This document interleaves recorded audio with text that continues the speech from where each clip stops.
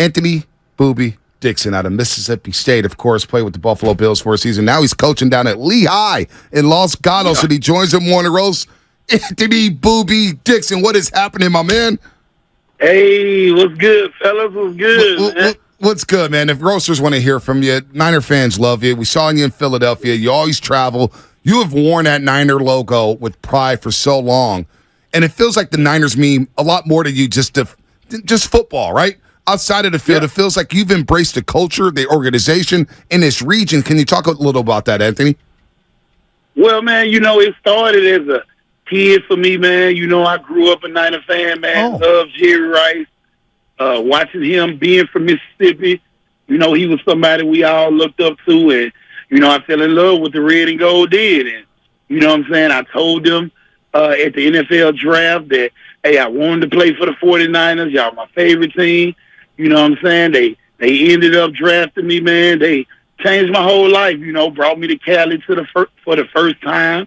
I had never been to California before until I got drafted. So I got drafted, came out here, man, and it's just been the fans, the organization, the community, man. They just always showed me love, man. So, that's where it comes from. I love it. I mean, we saw you in Philly. We were at this 49er tailgate in some random warehouse parking lot, and Bonte's like, "That's Boobie Dixon." I go, "Oh my God, let's go get a photo." We come over, we dap you up, we get a photo. And you walked in with all of us Niner fans into Philadelphia. It was like the walk of shame from Game of Thrones. And you were draped head to toe in Niner gear. You look like one of us. And right there and there I said, oh, being a Niner fan means something to this man. So walk us through your experience going to that Philly game last year in the NFC Championship game. Oh man, it was a hell of an experience for real. They threw cake at us, they threw drinks at us, man. They, tons of finger signs and all of this, man. It was really like we was just walking in a war. You know what I'm saying? It was all out war, man. It was crazy. You know what I'm saying? But yeah, I had on all my Niner chains, all my Niner gear. You know what I'm saying? I wasn't scared, but they was dang sure coming after us though. Weren't they? Coming after us. I mean, man. It was a lot. All right, so you're best remembered for a lot of things, but when I think of you and that 2011 team, I think of the Tony Montana song, right? I think of that special teams unit with your head bobbing and candlestick shaking. I know we're going to play the sound here in a second, but being on special teams, that was like a badge of honor for you back then, huh? Yep. Yeah, man. Anything that I'm put to do, man, I take pride in it, man, and I had never played special teams before I came to the Niners, but, that was my role, man. And once, they made it clear to me what my role was going to be, man, I just took pride in it. I put everything I had into it, man, and I tried to make it fun.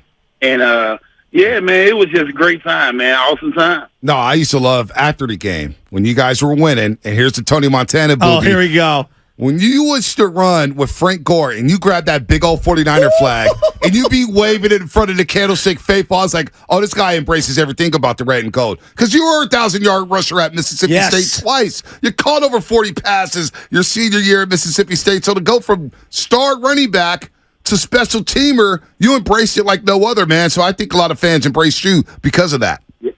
Yes, sir, man. It was just on my heart, man, to go out there. I wasn't always happy with the role. Right. I knew my teammates. They loved me, and I knew they loved my energy and how I approached the game, and I just tried to get them everything I could, Well, you know what? You know what's funny, Boobie? I earned a lot of respect for you. Not that I didn't respect you before, but I remember the Niners signed a guy named Rock Cartwright from the Raiders to push you for a position. Right. And you were basically fighting for your 49ers future.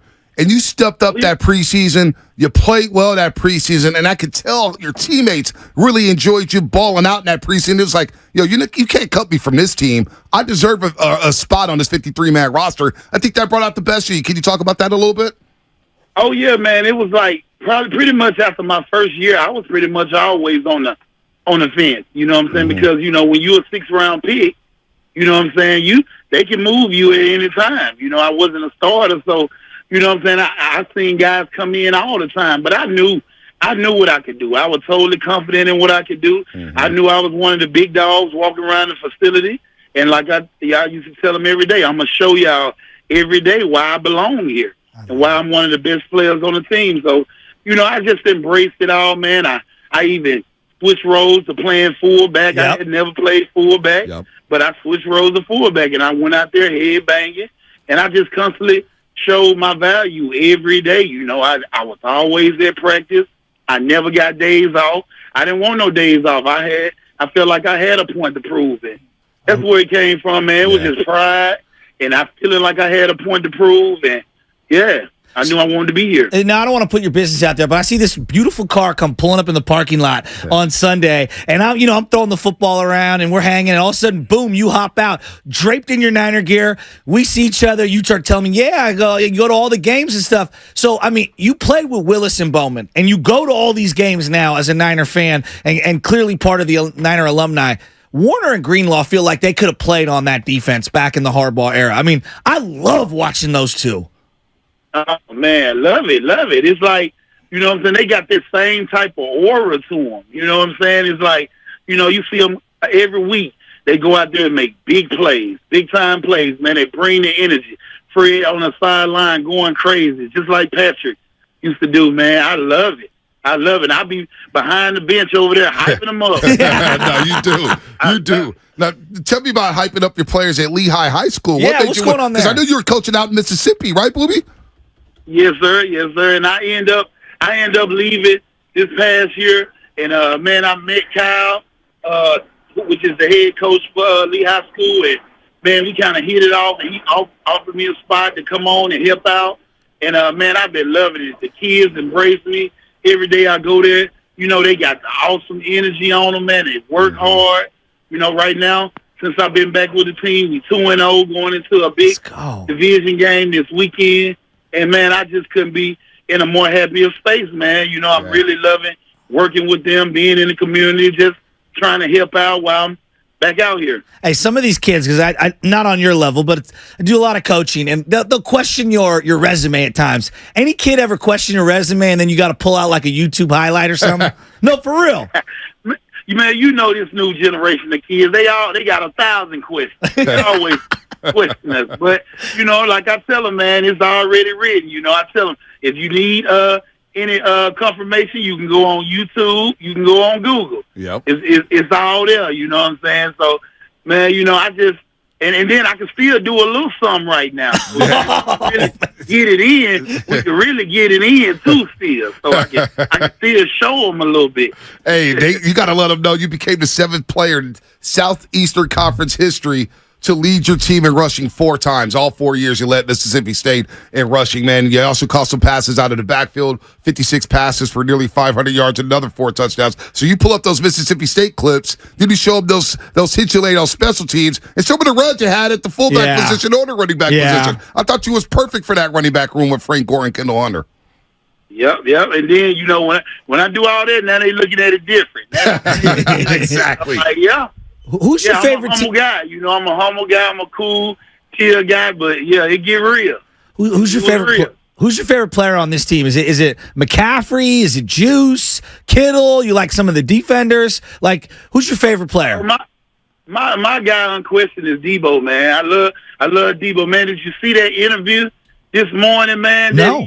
He gave, man. Oh man, I loved it, man. He was talking about Michael Parsons' response to the game, you know what I'm saying? I don't know what my... Wait, Boobie, we have it right here. Let's all listen to it together. Let's hear it. Here's Debo Samuel. How personal is it? It was already personal before the game started. Now, 42-10, I don't think you want to see us again. It might be a little bit worse. Wow.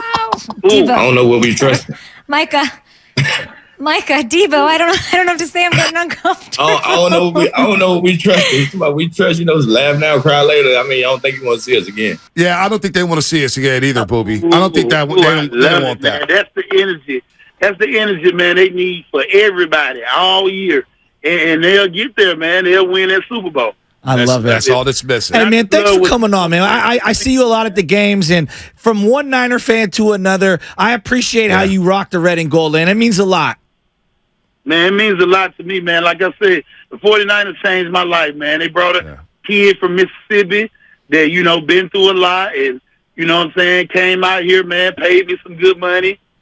showed me California, and man, I always be grateful to them for that. And you're doing a hell of a job at Hell Lehigh yeah. High School. Good Hell luck this yeah. week in a big divisional game. Niner fans, I'm looking at our chat right now, Boobie. They love you. They love you. Just like Bills Mafia. When you got to Buffalo, I noticed when you went to Buffalo, my I God. would follow you in Buffalo and see your tweet, and Bills Mafia couldn't get enough of you, man. I'm like, damn, Boobie he resonates with everybody, man. You got that good energy, so keep up the good work, Boobie. We're always been a fan of yours, and we'll see you at the next game. Yes, sir, for sure, man. I'll see y'all guys next week, man. Well, in 2 weeks, right? 2 weeks. Yeah, we're not traveling to Cleveland. Bengals. Yep. See you, buddy. You guys, man. Yeah. All right, Anthony That was Boobie fun. Dixon, man. That brought me back memory lane, man.